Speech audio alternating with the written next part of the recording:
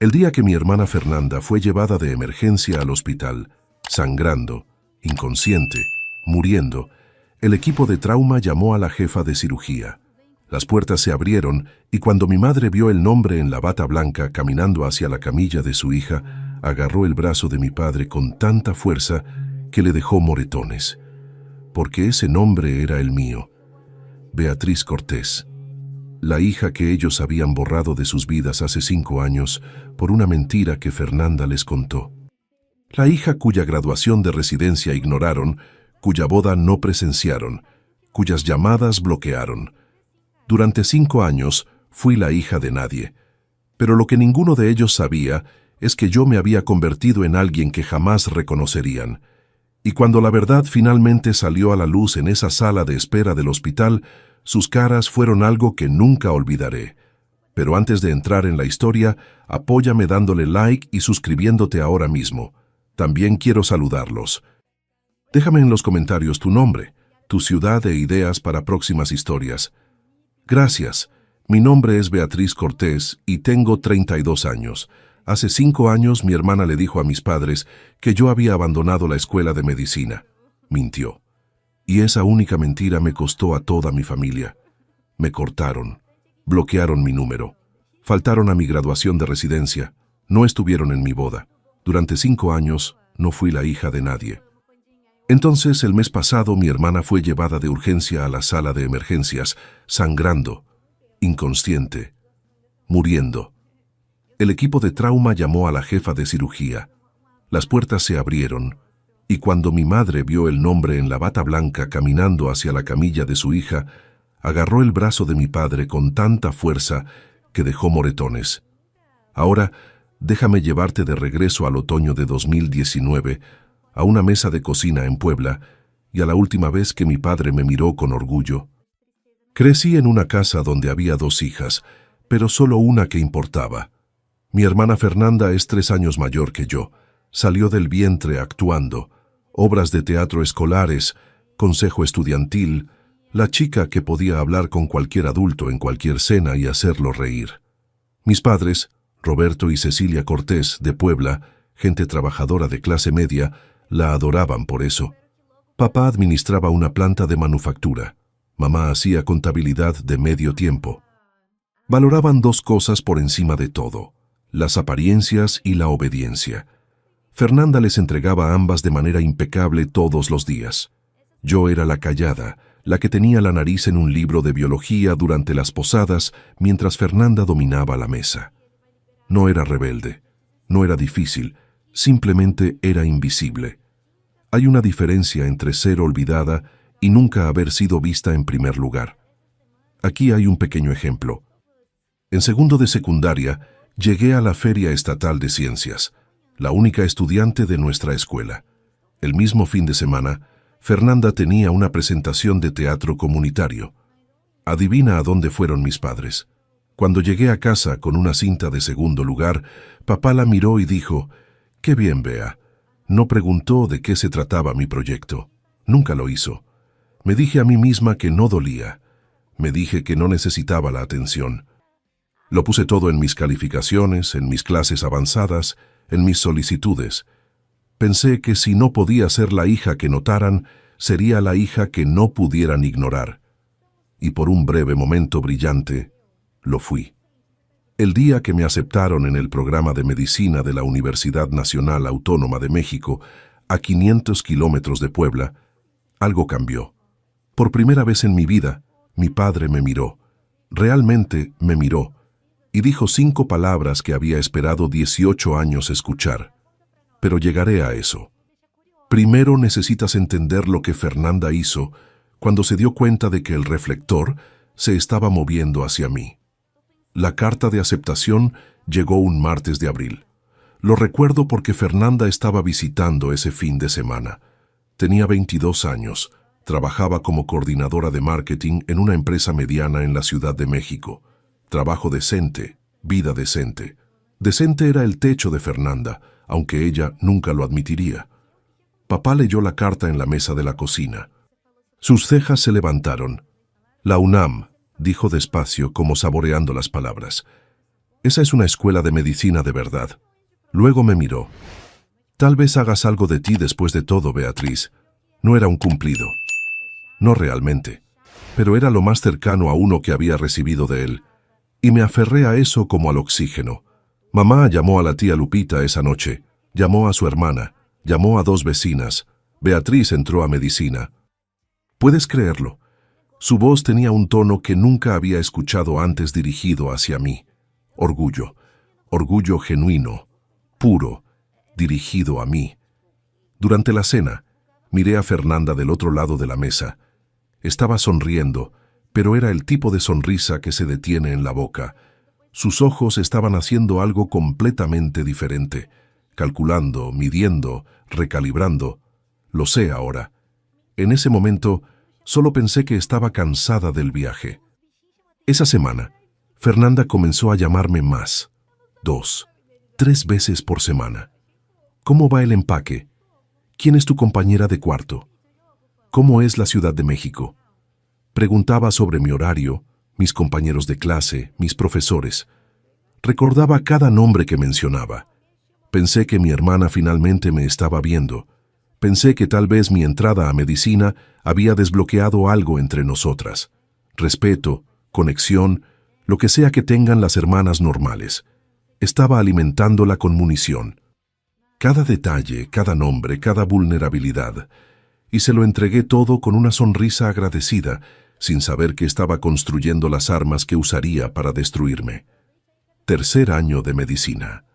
Ahí fue cuando todo se rompió. Mi compañera de cuarto, mi mejor amiga, era una mujer llamada Rocío Salazar. Había crecido en el sistema de hogares temporales, sin familia de la que hablar, y fue la única razón por la que sobreviví el primer año.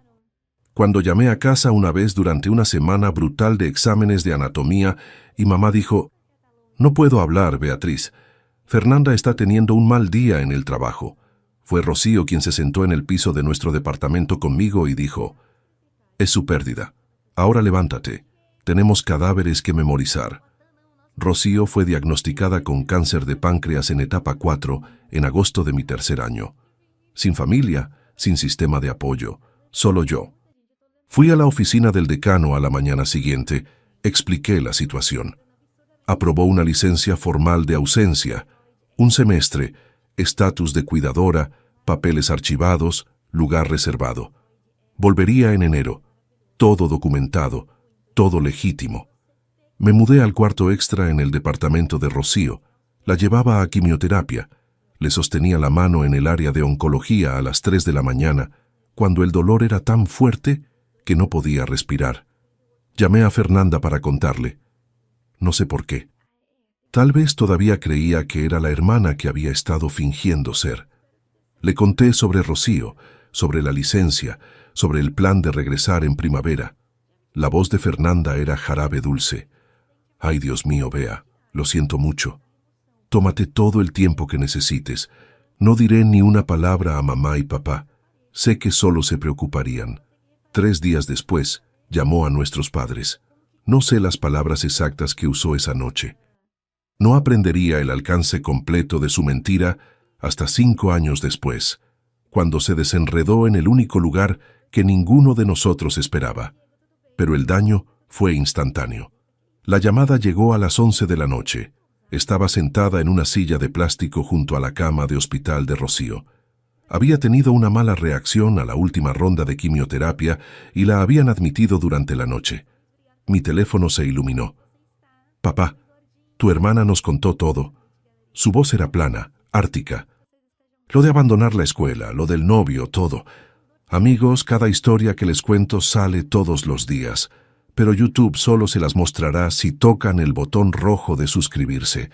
Toquen suscribirse, activen la campanita y nunca se perderán una historia. Gracias, papá, eso no es... No, Beatriz. Fernanda nos mostró los mensajes, nos mostró pruebas. Presioné mi mano contra la pared para estabilizarme. ¿Qué mensajes? ¿Qué pruebas? Papá, estoy sentada en un hospital ahora mismo cuidando a mi amiga. Fernanda dijo que dirías exactamente eso. Una pausa. Dijo que tendrías una historia lista. Mi madre entró a la línea. Su voz temblaba. ¿Cómo pudiste mentirnos durante un año entero, Beatriz? Mamá, por favor, escúchame. Presenté una licencia de ausencia. Puedo mostrarte el papeleo. Puedo darte el número del decano. Suficiente.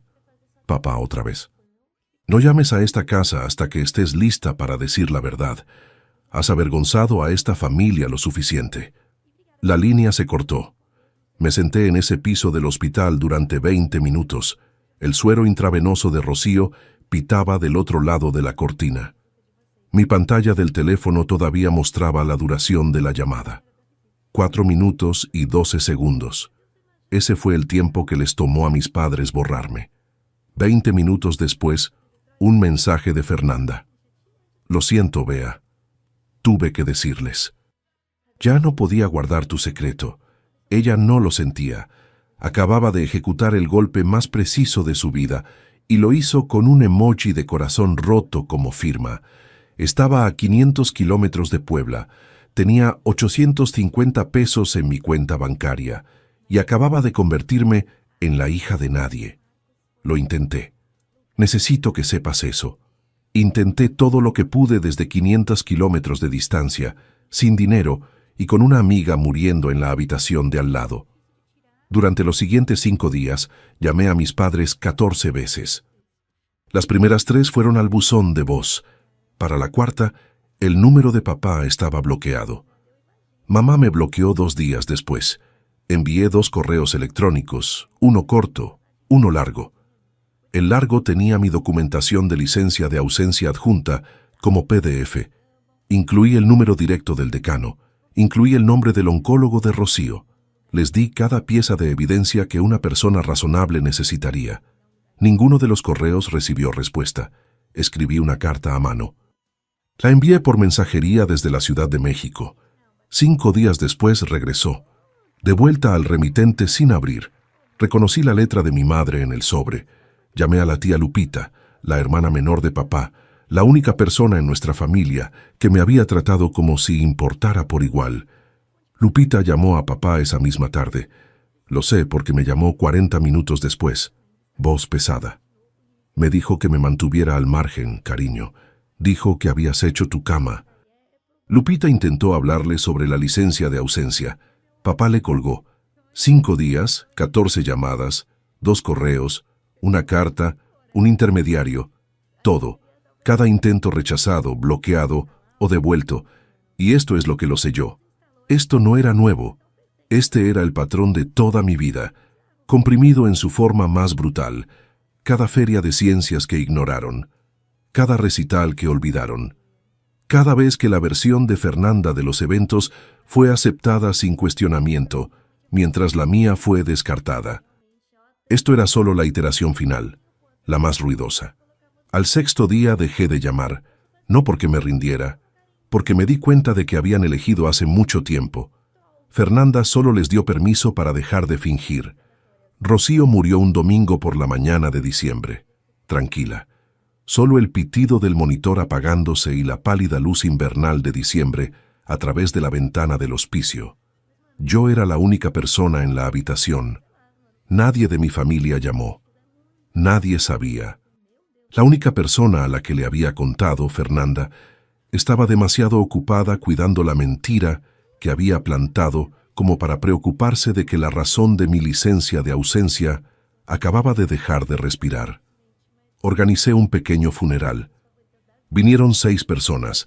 La exhermana de acogida de Rocío condujo desde Morelia. Un par de compañeros de clase, una enfermera del área de oncología que le había tomado cariño. Me paré al frente de una capilla que podía albergar a 60 personas y leí un elogio a filas de bancos vacíos. No lloré, no porque no estuviera destrozada, porque había estado llorando durante 3 meses seguidos y no quedaba nada. Esa noche me senté sola en el departamento de Rocío, nuestro departamento. Su taza de café todavía estaba en el mostrador. Su chamarra todavía colgaba junto a la puerta. Abrí mi laptop y miré fijamente la solicitud para volver a inscribirme para el semestre de primavera. Entonces lo encontré, metido dentro de la copia de Anatomía de Grey de Rocío, nuestra broma recurrente. Había marcado el capítulo sobre el páncreas con una nota adhesiva amarilla que decía: ¡qué grosero! Su letra, temblorosa pero deliberada. Termina lo que empezaste, Beatriz. Conviértete en la doctora que sé que eres y no dejes que nadie, especialmente tu propia sangre, te diga quién eres. Lo había escrito semanas antes de morir. Sabía que no estaría allí cuando necesitara el empujón. Cerré la laptop. La abrí de nuevo. Llené el formulario de reinscripción. 2 opciones: derrumbarme o escalar. Elegí escalar. No por mis padres, no por venganza, por Rocío, y por la versión de mí misma en la que ella creía. Volví en enero, sin apoyo familiar, sin red de seguridad. Saqué préstamos estudiantiles adicionales, tomé un trabajo de asistente de investigación de medio tiempo y comí sobras de la cafetería del hospital más veces de las que admitiré. La escuela de medicina no se preocupa por tu vida personal. Los exámenes de anatomía no se pausan porque tu familia te haya repudiado. Las rotaciones clínicas de 12 horas no se acortan porque lloraste en el armario de suministros a las 2 de la mañana. Así que dejé de llorar y comencé a trabajar. Trabajé como si mi vida dependiera de ello, porque de cierta manera, así era. Me gradué a tiempo. Nadie de Puebla vino. Hice mi residencia en el Centro Médico Juárez, un centro de trauma de nivel 1, uno de los más ocupados de Monterrey. Ahí fue donde conocí a la doctora Margarita Sánchez, Maggie, 58 años, jefa de cirugía emérita, construida como un cable de acero envuelto en una bata de laboratorio. Se convirtió en la mentora que necesitaba desesperadamente, en la figura materna que había perdido. En el 3er año de residencia, conocí a Andrés Villarreal. Era un abogado de derechos civiles que hacía trabajo pro bono en una clínica comunitaria cerca del hospital. Ojos tranquilos, humor seco. La primera persona a la que le conté la historia completa que no se estremeció, no me compadeció, no intentó arreglarlo. Solo escuchó. Luego dijo: «Mereces algo mejor». 4 palabras. Eso fue suficiente. Nos casamos un sábado por la tarde en el patio trasero de Maggie. 30 invitados. El padre de Andrés me llevó al altar. Había enviado una invitación a Puebla. Regresó como mi carta había regresado. Sin abrir. La tía Lupita estuvo allí, sin embargo. Lloró suficiente por 2 padres. Después de la ceremonia, Maggie me entregó un sobre sellado. «Una nominación», dijo. «No lo abras todavía. No estás lista». Lo metí en el cajón de mi escritorio sin hacer preguntas. Pasaron 5 años. Me convertí en alguien que ellos no reconocerían. Enero, presente. Tengo 32 años. Soy la jefa de cirugía de trauma en el Centro Médico Juárez. Tengo una casa en las afueras con un porche que recibe buena luz por la mañana, un esposo que me hace reír todos los días y un Golden Retriever llamado Hipócrates, Hipo para abreviar, que nunca me ha juzgado por comer cereal a medianoche. Es una buena vida. Una vida real, construida ladrillo por ladrillo con mis propias manos, pero hay un tipo específico de dolor que nunca se desvanece por completo. Vive en el espacio hueco entre tus costillas, justo donde se supone que debe estar una familia. Ya no me despierto llorando. Ya no reviso mi teléfono esperando un código de área de Puebla. Pero cada día de Acción de Gracias hay un momento, solo un destello, donde pongo la mesa y cuento los platos y siento la ausencia como un miembro fantasma. La tía Lupita todavía llama todos los domingos. Es mi hilo de regreso a ese mundo.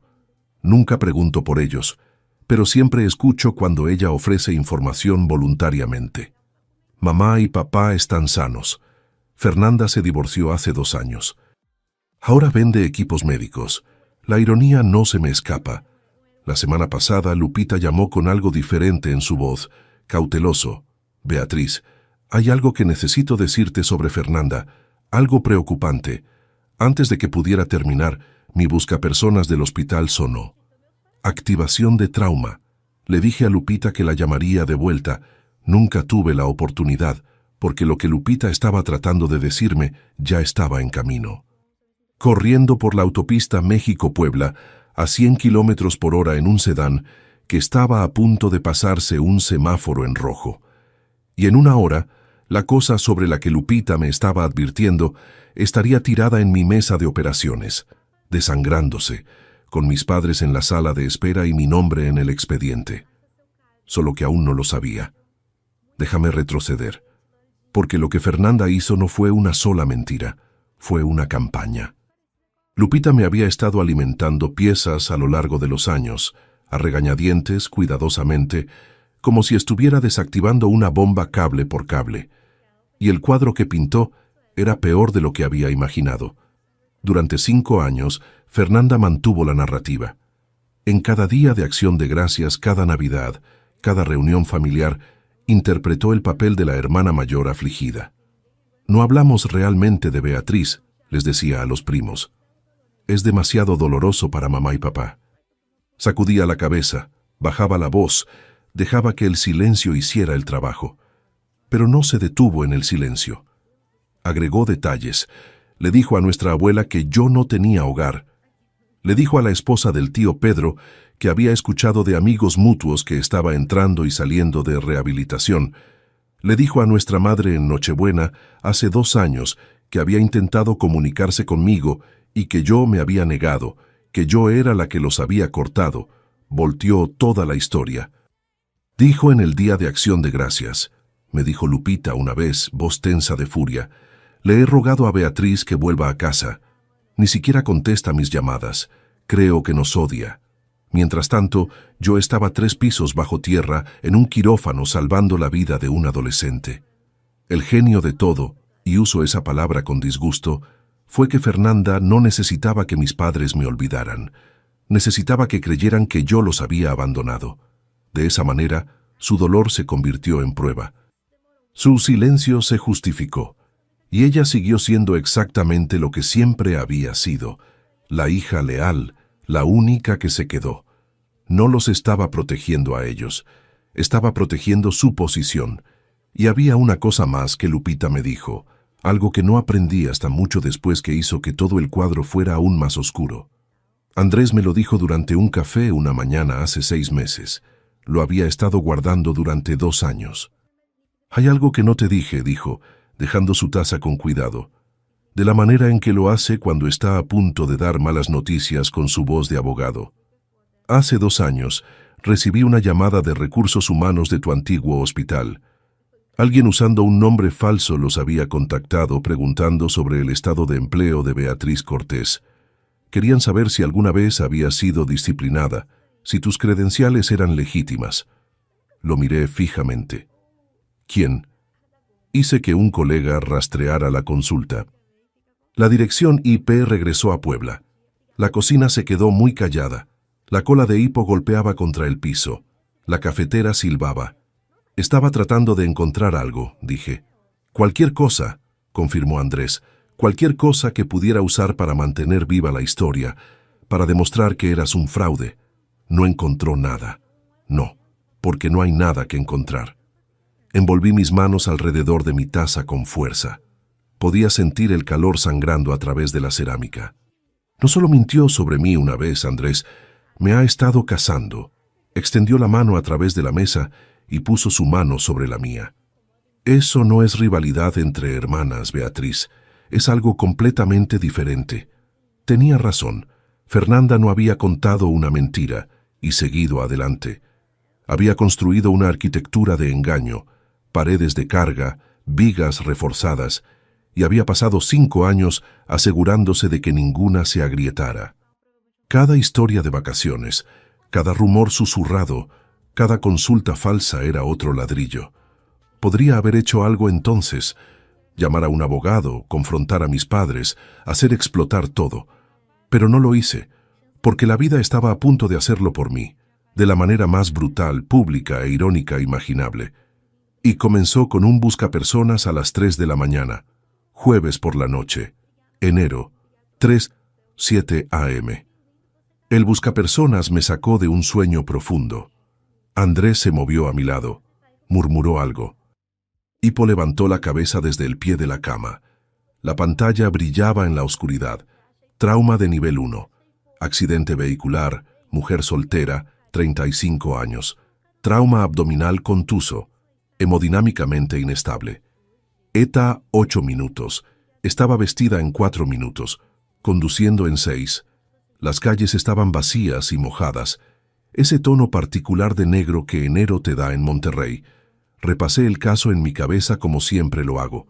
Mecanismo de lesión, probable afectación de órganos, opciones quirúrgicas. Colisión de vehículo motorizado, trauma abdominal contuso, signos vitales inestables, probable ruptura esplénica, posible laceración hepática.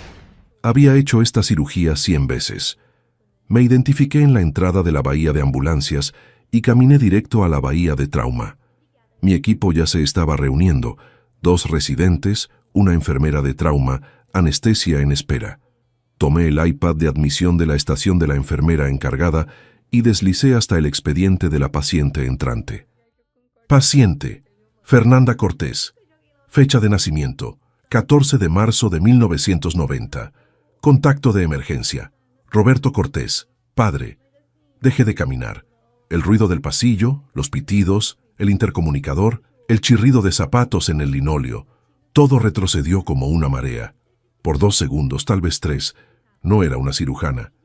Era una joven de 26 años sentada en el piso de un hospital en la Ciudad de México, teléfono aún caliente en mi mano, escuchando un tono demarcado.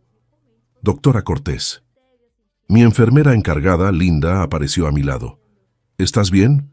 Levanté la vista, parpadeé, dejé el iPad. Estoy bien. Prepara la bahía 2 y llama al doctor Morales. Lo quiero en espera. La sirena de la ambulancia aulló en la distancia, acercándose. Y detrás de esa ambulancia, sabía antes de poder verlos, había 2 personas que no había enfrentado en 5 años. Las puertas de la ambulancia se abrieron y la camilla llegó rápido.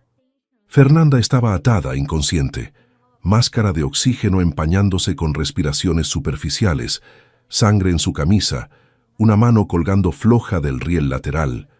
Los paramédicos recitaban números, presión arterial cayendo, frecuencia cardíaca subiendo, 2 cacritos de gran calibre abiertos. Detrás de ellos, corriendo, venían mis padres. Mi madre parecía haber envejecido una década, cabello más delgado, rostro demacrado. Estaba en bata, pantuflas en los pies equivocados. Mi padre estaba en franela y jeans puestos en pánico. Su cara era del color del papel viejo. «Esa es mi hija», gritó más allá de la enfermera de triaje. «¿A dónde la llevan? Necesito hablar con el doctor a cargo». La enfermera, una mujer llamada Carla con la que había trabajado durante 3 años, levantó ambas manos. «Señor, la familia necesita esperar en la sala de espera quirúrgica. El equipo de trauma ya está aquí. La jefa lo está manejando personalmente». La jefa. Papá agarró el brazo de Carla. «Consígueme a la jefa ahora». Carla miró a través de la partición de vidrio hacia la bahía de trauma. Me miró con bata, guantes, mi placa colgando de mi uniforme quirúrgico. Leyó el nombre. Lo leyó de nuevo. Sus ojos se abrieron por una fracción de segundo. Le hice un pequeño movimiento negativo con la cabeza. «Ahora no». Carla se recompuso. «Señor, la jefa se está preparando para la cirugía. Se les actualizará tan pronto como sea posible. Por favor, la sala de espera está por aquí». Mis padres fueron conducidos por el pasillo. Mamá susurraba oraciones, manos apretadas tan fuerte que sus nudillos estaban blancos. Papá seguía volteándose, mirando a través de cada ventana por la que pasaba. «Es todo lo que tenemos», le dijo a nadie en particular. «Por favor, es todo lo que tenemos». Lo escuché a través del vidrio divisorio. Cada palabra. «Es todo lo que tenemos». Como si yo nunca hubiera existido. Si quieren saber cómo termina esta historia y conocer muchas más, denle al botón rojo de suscribirse. Es gratis y me ayuda muchísimo. Gracias. Entré sola en el cuarto de lavado. 30 segundos. Eso es todo lo que me permití. Abrí el grifo, dejé que el agua caliente corriera sobre mis manos, me miré en el espejo de acero inoxidable sobre el lavabo, distorsionada, deformada, de la manera en que todo se sentía en este momento. Gorro quirúrgico puesto, placa visible. El rostro de una mujer que había sido quirúrgicamente removida de su propio árbol familiar. Ahora se le pedía que salvara quirúrgicamente a la mujer que sostuvo la sierra. Parte de mí quería salir, llamar a Morales, dejar que otra persona se encargara de esto, dejar que mis padres le debieran la vida de su hija a un extraño, no a mí. Eso sería más limpio, más simple. Pero había una mujer en esa mesa con un vaso roto y lo que parecía una laceración hepática de grado 3. Estaba perdiendo sangre más rápido de lo que podíamos reemplazarla. Iba a morir en los próximos 30 a 40 minutos si la mejor cirujana de este edificio no operaba. Y la mejor cirujana de este edificio era yo. Llamé a Morales directamente. Tengo un conflicto de intereses. La paciente es un miembro de la familia. Lo estoy revelando ahora y documentando en el expediente. Si en algún momento mi juicio está comprometido, tú tomas el mando. Sin preguntas. La voz de Morales fue firme. Entendido, jefa. Le dije a Linda que anotara la revelación en el registro de enfermería. Todo según el protocolo. Todo en papel. Luego me puse guantes frescos, empujé las puertas del quirófano y miré hacia abajo en la mesa. El rostro de mi hermana, todavía magullado, la máscara de oxígeno empañándose y aclarándose. Se veía más pequeña de lo que recordaba, más delgada. Había líneas de preocupación alrededor de sus ojos que no habían estado allí hace 5 años. Por 3 segundos, no era la mujer que destruyó mi vida. Era un cuerpo en mi mesa, y eso era exactamente lo que necesitaba que fuera. Vamos, escalpelo, 3 horas y 40 minutos. Ese fue el tiempo que tomó reconstruir lo que la columna de dirección y el semáforo en rojo habían destrozado. Vaso roto. Lo sacamos. Laceración hepática de grado 3. Lo reparamos con suturas de precisión, capa por capa meticulosa. Sangrado interno de 2 vasos mesentéricos separados, pinzados, cauterizados, controlados. No hablé a menos que lo necesitara. Succión, pinza, compresa, retracción. Mis manos se movían de la manera en que habían sido entrenadas para moverse. Constante, deliberado, rápido cuando la velocidad importaba y lento cuando la precisión importaba más. Los residentes miraban. Siempre miran durante mis casos. Y podía sentir su atención agudizarse cuando la reparación del hígado se puso complicada. No vacilé. No podía permitírmelo. A las 6:48 am coloqué la última sutura de cierre. Los signos vitales de Fernanda eran estables. Presión arterial normalizada. Salida clara. Estaba viva. El doctor Morales, que había estado parado en silencio en la esquina todo el tiempo, se bajó la mascarilla. Beatriz, dijo en voz baja, eso fue impecable. ¿Quieres que hable con la familia? Me quité los guantes, los tiré en el contenedor, me lavé las manos, automático, metódico, de la misma manera que lo había hecho 10.000 veces antes. No, dije, esta es mía. Me vi reflejada de nuevo en el espejo del cuarto de lavado. Misma cara, misma placa, pero algo había cambiado. Durante 5 años había sido la hija que desapareció. Ahora era la cirujana que acababa de sacar a su hermana del borde de la muerte. Esos 2 hechos estaban a punto de chocar en una sala de espera a 12 metros de distancia, frente a todo mi equipo del turno nocturno. Enderecé mi uniforme quirúrgico, revisé mi placa, respiré una vez, luego caminé hacia la sala de espera. El pasillo nunca se había sentido tan largo. La sala de espera tenía ese silencio fluorescente que los hospitales tienen a las 7 de la mañana.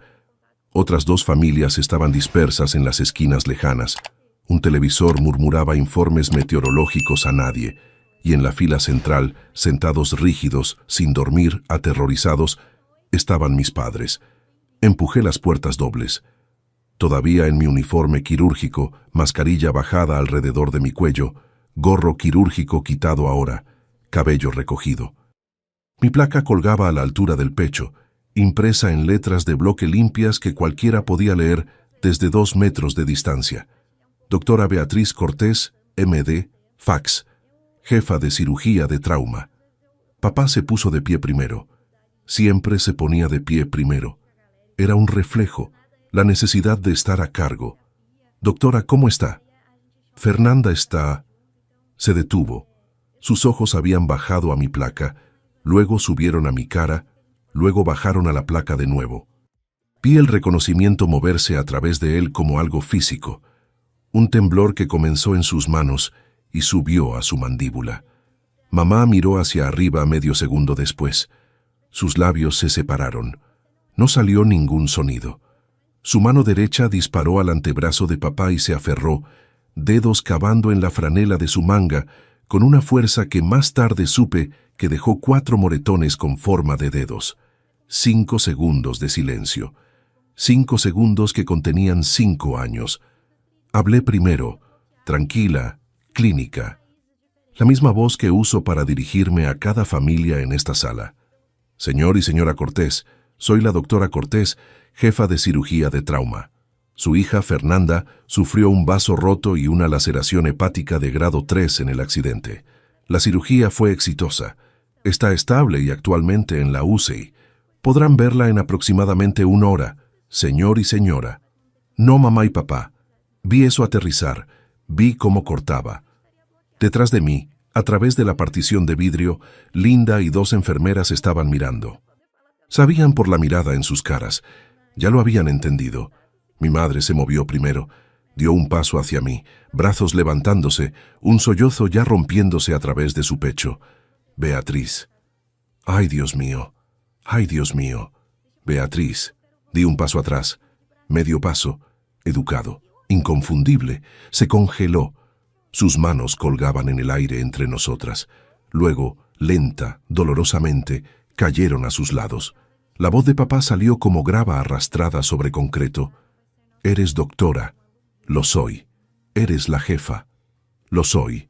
Pero Fernanda dijo, ¿qué exactamente? Cerró la boca. La abrió. La cerró de nuevo. Podía ver la maquinaria de su mente tratando de reensamblar 5 años de certeza que se estaba desmoronando en tiempo real. Mamá estaba llorando ahora. No en silencio. Pensamos que habías abandonado. Pensamos... Ella nos dijo que... Ella les dijo que había abandonado. Que tenía un novio con problemas de drogas. Que no tenía hogar. Que me negaba a contactarlos. Mantuve mi voz nivelada. Sin temblor. Sin lágrimas. Había ensayado este momento 1000 veces en la ducha, en el auto, en la oscuridad antes de dormir. Nunca pensé que sucedería en un uniforme quirúrgico bajo luces fluorescentes. Nada de eso era verdad. Ni una sola palabra.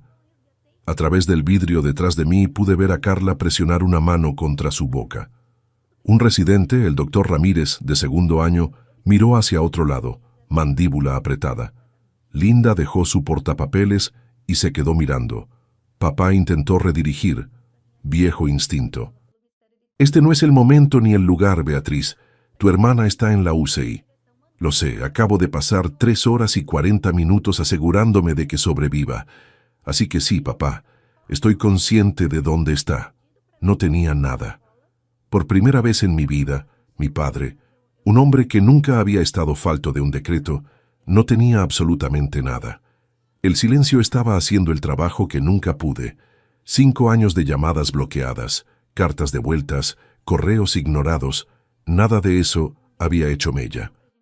Pero estar aquí, viva y lograda y usando la prueba en mi pecho, eso era más fuerte que cualquier cosa que pudiera haber escrito en una carta. Mamá alcanzó el respaldo de una silla para estabilizarse. Las cartas, susurró. Dijiste que enviaste cartas. 2 correos con mi documentación de licencia de ausencia adjunta. Una carta escrita a mano enviada por mensajería. La devolviste sin abrir. Reconocí tu letra en el sobre. Presionó su puño contra su boca. Papá miraba al suelo. Llamé 14 veces en 5 días. Le pedí a la tía Lupita que hablara contigo. Le dijiste que se mantuviera al margen. No estaba acusando. Estaba recitando. Estos eran hechos. Y los hechos no necesitan volumen. Entonces Linda apareció en la puerta. No sabía la historia completa. Todavía no. Pero tenía asuntos del hospital. Doctora Cortés, disculpe la interrupción.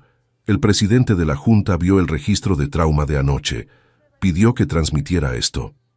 El Comité de Selección de Médico del Año envía sus felicitaciones por el resultado quirúrgico de esta noche. Linda lo dijo de la manera en que diría cualquier cosa rutinaria. No tenía idea de que acababa de detonar una segunda bomba. Mamá me miró, ojos hinchados, máscara corrida, bata todavía puesta. Médico del Año. Es un reconocimiento interno. No es nada. Me volví hacia Linda. Gracias. Necesito revisar los signos vitales postoperatorios. Con permiso. Caminé hacia el corredor de la UCI. Pasos medidos. Columna recta. No miré atrás, pero escuché la voz de mi madre detrás de mí, pequeña y arruinada. Roberto, ¿qué hemos hecho? Y escuché algo que nunca había escuchado antes. A mi padre no decir nada. Porque el silencio por primera vez era lo único honesto que le quedaba. 4 horas después, UCI, habitación 6, monitor pitando en ritmo, luz de la mañana filtrándose por las persianas. Entré para la evaluación postoperatoria estándar. Signos vitales, salida de drenaje, revisión de heridas. Rutina, excepto que nada de esto era rutina. Los ojos de Fernanda estaban abiertos, vidriosos, desenfocados por la anestesia, pero abiertos. Parpadeó hacia el techo, parpadeó hacia el poste de curpla. Luego su mirada se desplazó hacia mí, entrecerró los ojos, leyó mi placa. La leyó de nuevo. El color se drenó de su cara de una manera que he visto antes, pero solo en pacientes a los que les acaban de dar un mal pronóstico. Beatriz. Su voz era papel de lija. Buenos días, Fernanda. Soy tu cirujana tratante. Sufriste un vaso roto y una laceración hepática de grado 3 por el accidente. La cirugía salió bien. Vas a tener una recuperación completa. Eres doctora. No era una pregunta. Era un ajuste de cuentas. Soy la jefa de este departamento. Lo he sido durante 2 años. Vi que sucedía. El mismo espectro por el que papá había pasado, pero más lento porque Fernanda lo estaba procesando a través de un goteo de morfina, y lo que sospecho era terror naciente. Confusión primero, luego incredulidad, luego miedo, y luego ahí estaba. La expresión que había visto toda mi vida. El rápido parpadeo detrás de los ojos. Cálculo. Incluso ahora, acostada en una cama de hospital con mis suturas sosteniendo su hígado, Fernanda estaba tratando de descubrir cómo darle vuelta a esto. Beatriz, escucha. Puedo explicar, no necesitas explicarme nada a mí. Asentí hacia la puerta de vidrio, donde 2 figuras estaban paradas en el pasillo, observando. Caras destrozadas, ojos rojos. Necesitas explicárselo a ellos. Actualicé su expediente, revisé el drenaje, salí sin otra palabra. No me quedé para escuchar lo que pasó después, pero todo el piso de la UCI lo escuchó. La habitación de Fernanda no era a prueba de sonido, y tampoco lo era la verdad. Me enteré de lo que pasó por Linda, quien lo escuchó de la enfermera de la UCI que lo escuchó a través del vidrio. En el momento en que mis padres entraron, Fernanda comenzó a llorar. Grandes sollozos entrecortados que tiraban de sus suturas e hicieron que el monitor cardíaco se disparara. Mamá, papá tienen que creerme. Nunca quise que llegara tan lejos. Papá estaba de pie al pie de la cama, su voz apenas controlada. Fernanda. Beatriz es cirujana. Es la jefa de cirugía de trauma en este hospital. No lo sabía. Dijo que envió cartas, correos. Llamó 14 veces. Le pidió a Lupita que interviniera. La voz de mamá era plana, hueca. ¿Es eso cierto? Está exagerando. Ya sabes cómo es ella. Lupita intentó decirnos. Papá de nuevo. Y esta vez su voz se quebró. No de tristeza, del fallo estructural de todo lo que había creído durante 5 años. Hace 2 años, Lupita llamó y dijo que Beatriz estaba en residencia. Cirujana. Le dijiste que Lupita estaba mintiendo, que solo estaba tratando de causar drama. Lupita no sabe toda la historia. ¿Cuál es toda la historia, Fernanda? Mamá, gritando en una UCI. Y Fernanda, por primera vez en su vida adulta, no tenía guión. Entonces, la tía Lupita entró a la UCI a las 9:45 de esa mañana. La había llamado desde el cuarto de lavado después de la cirugía, no para convocarla como arma, sino porque Fernanda también era su sobrina, y Lupita merecía saberlo. Pero Lupita vino preparada. 5 años de silencio harán eso a una mujer con un sistema de archivo y una memoria larga. No se sentó, no abrazó a nadie. Se paró en medio de esa habitación y dijo: «He estado esperando 5 años para tener esta conversación, y no voy a esperar ni un minuto más». Sacó su teléfono, abrió una carpeta. Dentro había capturas de pantalla de cada correo que había enviado a mis padres en esos primeros días desesperados. El PDF de mi licencia de ausencia firmado por el decano. Mi confirmación de reinscripción. Una foto de mi graduación de residencia. Yo con toga sosteniendo el diploma. La tía Lupita a mi lado. El único miembro de la familia en el cuadro. Extendió el teléfono. Mamá lo tomó con manos temblorosas. «Y aquí», dijo Lupita, deslizando a un hilo de mensajes. «Esto es de Fernanda, enviado hace 4 años», leyó en voz alta. «No le digas a mamá y papá sobre la residencia de Beatriz. Solo los confundirá. Finalmente, están en paz». La habitación se quedó quieta. Fernanda miraba al techo. Su mandíbula estaba tensa, pero el cálculo se había ido de sus ojos. Lo que lo reemplazó era algo que nunca había visto allí antes.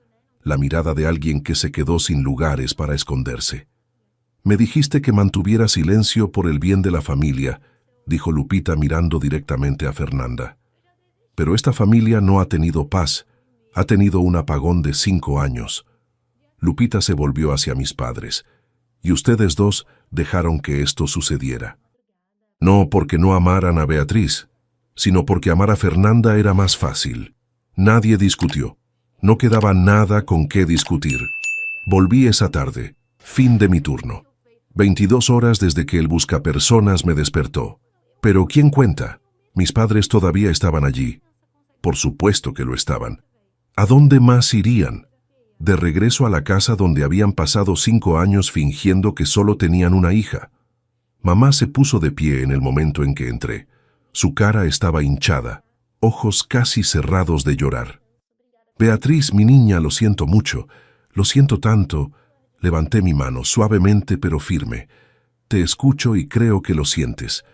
Pero lo siento es una palabra, es un punto de partida, no una línea de meta. Lo que necesito es tiempo». Papá se volvió desde la ventana. Parecía haber envejecido 5 años desde esta mañana. «Queremos arreglar esto. Entonces necesitan entender algo». Mantuve mi voz uniforme. Esto no era enojo, era claridad. Del tipo que solo viene después de haber quemado cada otra emoción. Y lo que queda es la verdad, limpia y simple. No soy la niña que mandaron lejos. No soy la niña que les rogó que escucharan durante 5 días desde 500 kilómetros de distancia. Soy alguien que construyó una vida entera sin ustedes, y si quieren ser parte de ella ahora, será en mis términos. No los de Fernanda, no los suyos, los míos. Papá abrió la boca, viejo reflejo. Luego la cerró y asintió. Un pequeño asentimiento devastado. Miré a Fernanda en la cama. Sus ojos estaban abiertos, observándome. «Cuando te recuperes», dije, «tú y yo vamos a tener una conversación, una real. Pero no hoy. Hoy eres mi paciente. No mezclo las dos cosas». Salí. Columna recta. Pasos medidos. No me di vuelta. No estoy cerrando la puerta. Pero soy yo quien decide cuándo se abre, qué tan ancho y quién pasa. Si te gustó esta historia, haz clic en suscríbete y cuéntame en los comentarios qué parte te impresionó más. ¿La hermana merecía perdón? Dime sí o no abajo. Mañana hay más historias. Nos vemos allí. Esta narrativa tiene como único propósito inspirar reflexión sobre las relaciones familiares, la importancia de la honestidad emocional, el perdón y el valor del tiempo. No debe interpretarse como consejo médico, psicológico o de ningún otro tipo profesional. Si estás enfrentando una enfermedad grave, conflictos familiares o situaciones emocionales difíciles, busca el apoyo de profesionales cualificados como médicos, terapeutas o consejeros. Este contenido es apto para todo público y cumple con las directrices de contenido familiar de YouTube.